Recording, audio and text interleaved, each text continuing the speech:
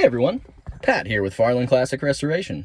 Today, I'll be showing you around this forgotten Ferrari here in the shop. The 1971 Ferrari 365 GTC-4. While this model was only produced for 2 years, it was largely forgotten in comparison to the iconic Daytona, which was produced during the same period. Of course, there are many similarities between the two models, and being that we have one of each example here in the shop, I figured we'd take a few minutes to check this one out. This GTC-4 features the same chassis and engine as the Ferrari Daytona, the iconic front engine 4.4-liter Colombo V12. The Daytona featured a sloping hood thanks to the inline carburetors, but this model has a lower hood thanks to the side draft carburetors, allowing for a little more room up top there.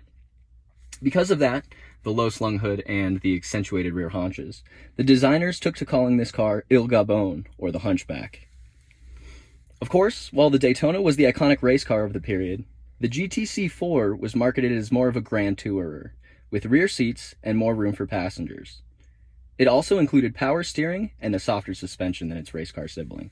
Where the Daytona had a transaxle in the rear for a perfect weight distribution, the GTC-4 was fitted with a 5-speed manual. This gave the car a 51 to 49 weight distribution. Not quite perfect, but almost there.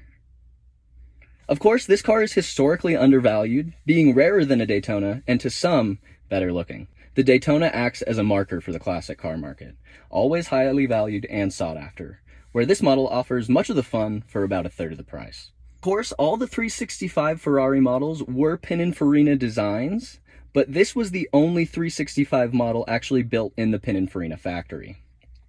Because of this, it's known that the GTC-4 was a bit better built from the factory coming from Pininfarina, whereas the rest of the 365 model series was built by Scaglietti. This particular car was originally delivered to Modern Classic Motors out in California, which was owned by famed Ferrari collector and dealer Bill Harrah. The car originally came in a metallic bronze color, as pointed out a little later on in the video. After a sale, it was then painted burgundy metallic, which you can see on the car now. Looking at notes, the interior is noted as the same color as original, but we're going to need to do some more digging to be sure. Included with this car were many parts, including some of the original Koni suspension components, all boxed up in the trunk. This car has sat for a few years and shows indications of such. Lots of spider webs underneath and some fluids needing some attention. We'll be getting this one running, cleaned up, detailed, and up for consignment soon enough. Thanks for stopping by.